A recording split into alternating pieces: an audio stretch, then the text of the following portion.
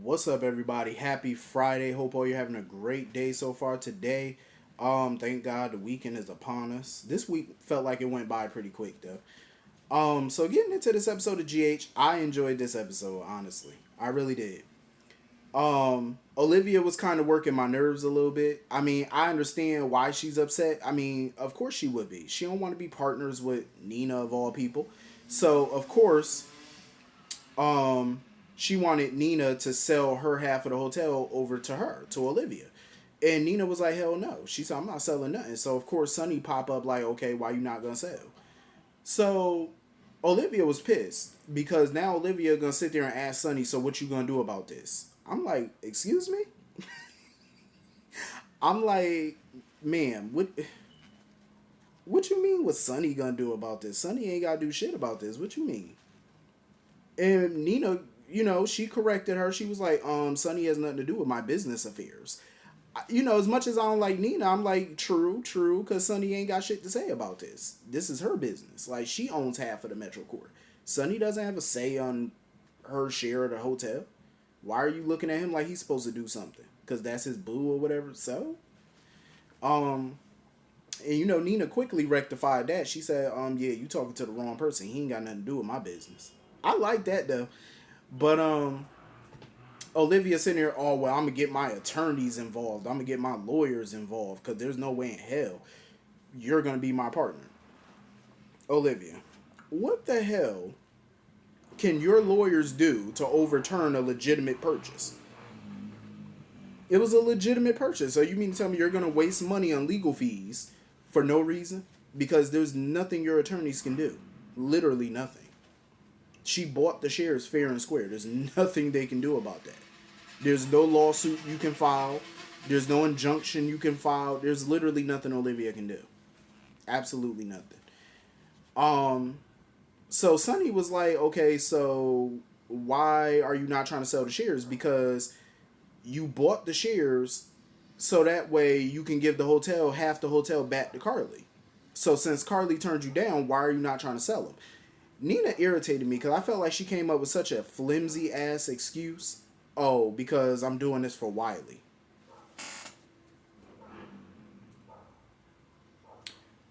Ma'am, come up with a better lie. I mean, it's the best lie you could come up with.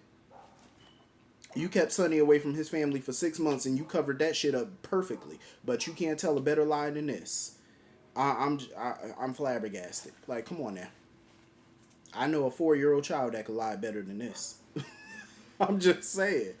Like, you can't come up with something better? Talking about, oh, it's for his inheritance. The last thing that boy need is another inheritance. You know how many inheritances he's getting? Michael, Carly, Sonny, Nina, Monica. He has a plethora of inheritances. That boy is fine. He ain't hurting for money. And Nina has millions that I'm sure she's gonna, give to him and stuff like that in due time. So there's no need for you to keep the hotel. You know what I'm saying? I just felt like it was a flimsy excuse. And Sonny, he started to question it. He was like, "So did you really buy Carly's half to stick it to her?" And she came up with that excuse. Well, I did try to sell it to her, but she turned it down. So then why are you keeping it? Why all of a sudden do you want the hotel? See, that's what irritates me because I was hoping that her wanting to give the hotel back to Carly would have been genuine. And the reason I was hoping that was based off the conversation she had with Valentine, where she kept bitching and complaining that she was tired of being the villain, that she was sick of everybody looking at her as the villain in town.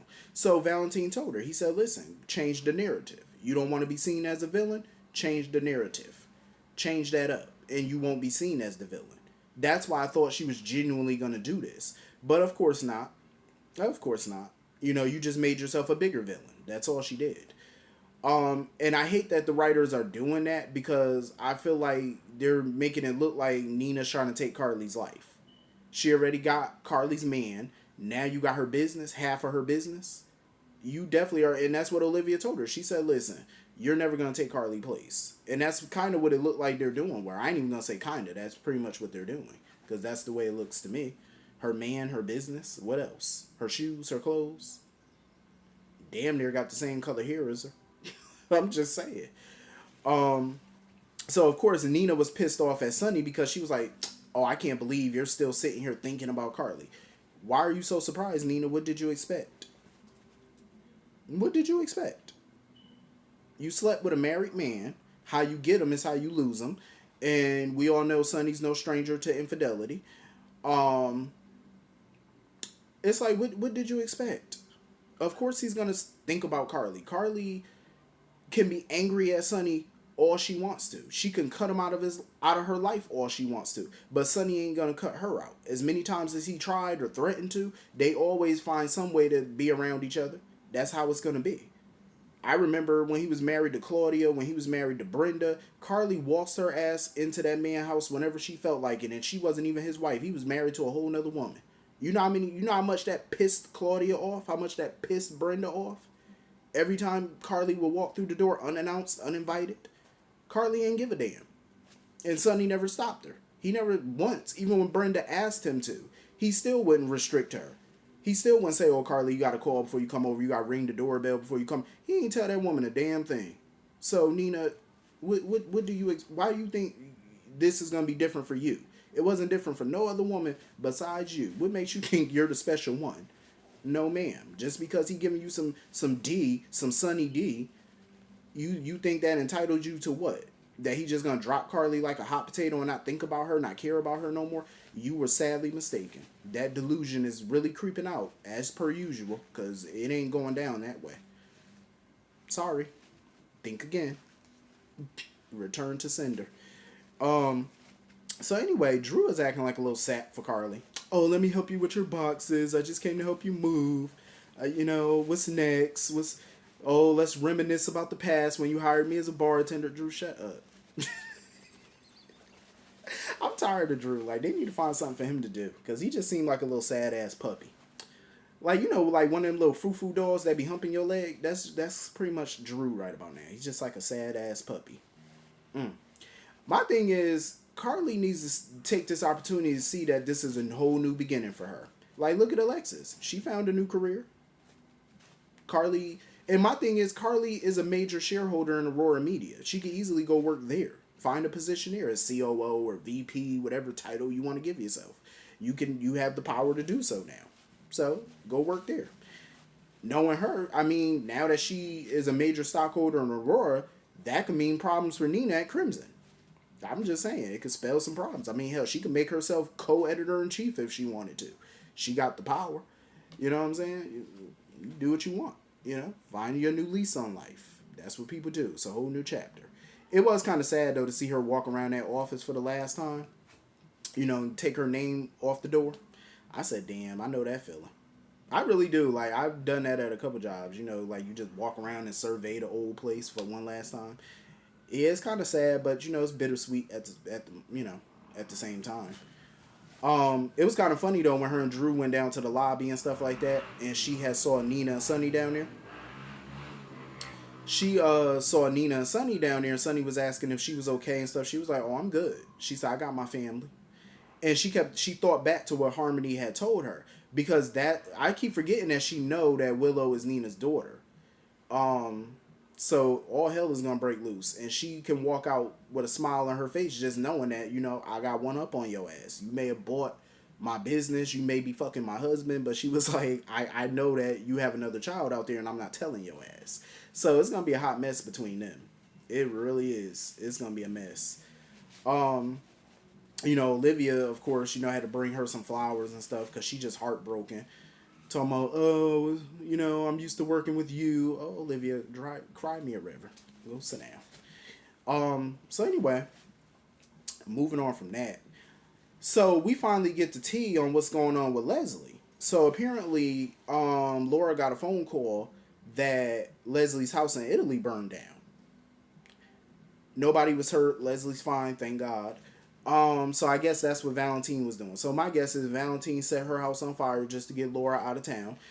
And Laura had reservations about leaving. Because she told Kevin, she was like, she had a bad feeling like, maybe I shouldn't go. Something keep telling me not to leave. And Kevin was like, "Just go check on your mother. I got this. Like, I can hold the fort down here." Because Laura just feel like now is not the time for her to be leaving. All hell is breaking loose around Port Charles, and she's the mayor. She needs to be there and stuff like that. And I get where she coming from because a lot is going on. You know what I'm saying? Especially with Victor lurking around, a lot is going on. So I understand that, but that's still her mama at the end of the day. I'm pretty sure Leslie's shaking up and stuff, and she an elderly woman, so maybe Laura need to make a little quick trip out there. Just something quick. Just run out there real quick. She was telling Nicholas and Spencer what was going on and whatnot. Um, Spencer really think this little plan of his is gonna work, like, cause Nicholas was telling him about the whole internship and all that stuff that he was trying to do, help Esme out and whatnot. And Spencer was just like, yeah, well, Esme don't tell me things nowadays. Um, Spencer really think that this plan, I would be shocked if this plan works. This whole fake DNA stuff, I would be surprised if Esme falls for that shit. Like, because this just seems like an amateur plan of his. It just seems very amateurish. Um, so I would be baffled if it did work. But Ava, Ava was excited when Marshall and Curtis told her like everything about what was going on with the burner phone and stuff. Trust me, Ava could not get to Windermere fast enough. She skipped her happy ass up in that house. She said, "Nah, I'm gonna get some of this dirt." Cause the guy Boz or whatever his name is, the bartender, he ended up getting into Windermere or whatever, and Esme telling him to get out before I call security. Ma'am, security. I didn't even know y'all had security at Windermere. Cause where they at? You let a complete stranger walk his ass onto the property. What security does Nicholas have there? I'm curious. A stranger, a random man, got onto the island, walked through the front door. Where was security at? That's what I want to know. Where was security? Like, what kind of security team did Nicholas hire? Retired cops from Mayberry? Like, what type of security detail is this? Like, people just waltz their ass into your home, into your property, and they don't know? Oh, I'm gonna get security. Please. He was not phased by that. He was like, listen, call security. He said, because all security gonna do is call the cops. And he said, when they call the police, I'm gonna tell them everything I know about how I sold you that phone and you used it to film revenge porn. So he pretty much got her. And he told her, he was like, well, meet me at a location. I'm gonna text you later and I want some money. So Ava got up in there. But the problem is she got a phone call from Avery or whatever. And um Esme heard the call and whatnot. So she got the bartender up out of there real quick. Probably got him out one of them little side doors or the trap door with the catacombs. Um, got him out one of those doors and probably told him how to get off the island without the boat, I guess. Um, she tried to lie, talking about, oh, I was listening to a podcast, because Ava was like, I heard voices up in here. She said, no, I was listening to a podcast. Ava wasn't buying it. Ava was not buying that foolishness. Um, and I don't blame her, because Ava's ready to get rid of Esme. And Esme was like, oh, this is crazy. Trina lives rent free in all y'all mind. I'm like, no, sweetie. Trina lives rent free in your mind. That's obvious. Um, that's the obvious point here. So Ava, she was like, listen, you confess, free Trina from all of this, and I'll write you a check. Name your number. I was like, hold up. Ava's giving her a blank check. Like, you just say what number you want and she's gonna write it. And Esme turned it down. I'm like, but you got this man sitting here basically blackmailing you for some money. How you gonna pay him? I would have took that check. I would have asked Ava for a cool 20 million at least, cause she letting you write whatever check you want. I would have took it. But of course, Esme, she getting too cocky. She getting too ahead of herself, too sure of herself, cause she really think Trina gonna get convicted and she's gonna win. This plan is falling apart, cause now she gotta figure out what to do about this bartender. Now she gotta figure out what to do. Um, I don't know how she gonna get this bartender off her back, but she better think of something quick, fast, and in a hurry. Um, So of course Nicholas and Spencer come up in there and whatnot. And Spencer really is giddy about this little plan. He talking about, oh, I got what you want and whatever, because Ava don't know what you want, but I do. Sir, you better hope this dumbass plan work. And I mean, you better pray. So Nicholas, of course, is trying to calm Ava down, talking about some, oh, maybe you should just, leave Esme alone or whatever, or cool things off. The only reason Nicholas is trying to play, referee and all this, because he's afraid that if Ava keeps pushing at Esme, Esme's gonna snap. She's gonna reveal that they had sex. He's just trying to protect his little pathetic ass secret. That's all Nicholas trying to do at this point. But Nicholas, your day is about to come. Because a lawnmower is about to run your ass over, and that lawnmower name is Ava. So you better get ready, because it's coming. I'm just saying, it's coming. It's coming your way. Vroom, vroom, vroom. It's coming your way. Better hope she don't take out the sports car and run your ass over with it. But it's coming. It is coming, my friend. I love that Jocelyn is a good friend to Trina. I love it. Because Jocelyn, I was here for Jocelyn today, because the type of friend she is the type of friend I would be. Like, that I am, honestly. Like, she was not about to let Trina go down for shit. Because Trina still trying to cover up. Like, she won't tell Portia about her alibi. When the sex tape got sent out, she won't tell Portia about it. She wants to hold off on it. She wants to hang on to that little tidbit of secret real quick. And Jocelyn said no. Jocelyn said, hell no. We need to, let Diane know, let everybody know. And Trina just worried about Spencer because she like, oh, he could go to prison and this might not even work. It actually can work because Diane even said it. All you need is reasonable doubt. And if you have an airtight alibi, it's going to sway the jury. This can help sway the jury off of a guilty verdict. Why wouldn't it? You have a solid alibi. And they can, pretty sure that under perjury, they can force Spencer to testify. So you got to end. To hell with Spencer. Like, you so worried about keeping his little raggedy tail out of prison when it's him and his girlfriend that got you into this mess. I would throw his ass under the biggest bus I could find. I'm just saying. And I love that Jocelyn was like, you know what, fine. She said, I'm going to play this your way for now. But she was like, if it even looks remotely like you're about to get a guilty verdict, she said, I will jump up and tell everybody the truth in that courtroom. I know that shit right, Jocelyn. Teach the children. I know that shit right, because that's the type of friend I am. I'll be right up in there in that court, jumping up and down with my hand raised. Like, sir, your honor, I got something to say. Like, no, I'm not about to let my bestie go to prison for some foolishness. Absolutely not. We're not doing that around here. Trina need to wake up and just realize Spencer may not be the one for you. Like, I like their chemistry and all that, but Spencer just too damn problematic. Like, I'm just saying. I love that conversation, though, between Stella and Portia. I freaking live for that because it's so true. Like, Stella feels like the truth is going to prevail and Trina's going to be exonerated because they got the truth on their side. But I totally understand where Portia coming from. She was like, when you have this kind of skin color and you dealing with the judicial system, the truth still don't work in your favor all the time. And she's right. It don't. Plenty of people, you got a lot of African Americans sitting in prison right now for stuff that they did not do. You know what I'm saying? It's very true. African Americans are known to get railroaded in the court system, in the legal system. We really do. We deal with a lot of shit. And I'm not saying other races and people don't deal with stuff too, but African Americans have been known to get knocked down so many damn times. But we still get back up. You know what I mean? So I really appreciated that conversation that Portia and Stella were having because it happens. It happens. African Americans get railroaded in the justice system every day. And it is so true.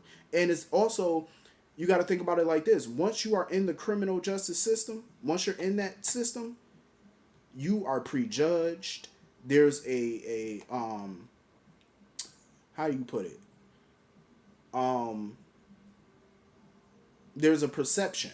You know, people have this perception when they find out that you were convicted of a crime. You know what I'm saying? They start thinking badly of you. They start prejudging you. You know what I'm saying? And once you're in that system, man, it's really rough for you. You know, like I said, black people got it, bad as it is. But once you have a record, it's worse for you. So I totally understand where Portia was coming from. And she feels like a failure because she feels like she never prepared Trina for stuff like this. And in my opinion, she shouldn't feel like a failure. You really shouldn't. You know, she raised a highly intelligent daughter smart as a whip. You know what I'm saying? Very intelligent, beautiful. You know what I'm saying? Stuff happens. But you know what? She got a lot of people on her side. She got pretty much the whole town on her side. So that gotta work in her favor. You know, it oughta. But that's my thing with Trina too. She gotta be honest with with Diane and stuff like that, because any little small piece of information that can keep her out of prison, that's a good thing. And she needs to tell Diane about her alibi. She really does. I wouldn't care if it's gonna get Spencer in trouble. Too bad. Tell her. Because one thing a lawyer can't stand is being blindsided. Lord knows, and Diane hates that shit the most. Like, finding out information at the very last minute. I remember Sonny done did that to her a few times and she was pissed. Like, that's just some mess you just don't do. Nope, you got to tell, when you got information, you got to tell it right then and there. Um, but I like the little, thing between Ava, Marshall, and Curtis. All three of them kind of working together and stuff like that. I love it because they try to warn Ava that Nicholas and Spencer was on the launch and stuff, but they couldn't get a hold of her because she was dealing with Esme foolishness. Um, but I enjoyed it. I really did. I'm enjoying all of this right now. I can't wait for the trial to happen to see what's gonna go down. Um, but I definitely agree with Stella. Portia raised a good daughter. She did. Trina's a fighter. She gonna land on her feet. Cause I'd be damned if Trina gets sent to prison. Um, but this was good. I totally enjoyed this episode. I think that's everything in this episode. Hit the comment section. Let me know what you all thought, and I will see you all Monday. I hope you all have a great night. Hope you all have a wonderful, wonderful weekend. Have fun, not too much fun. Don't get in no trouble. I'll see y'all later. Have a great night. Peace.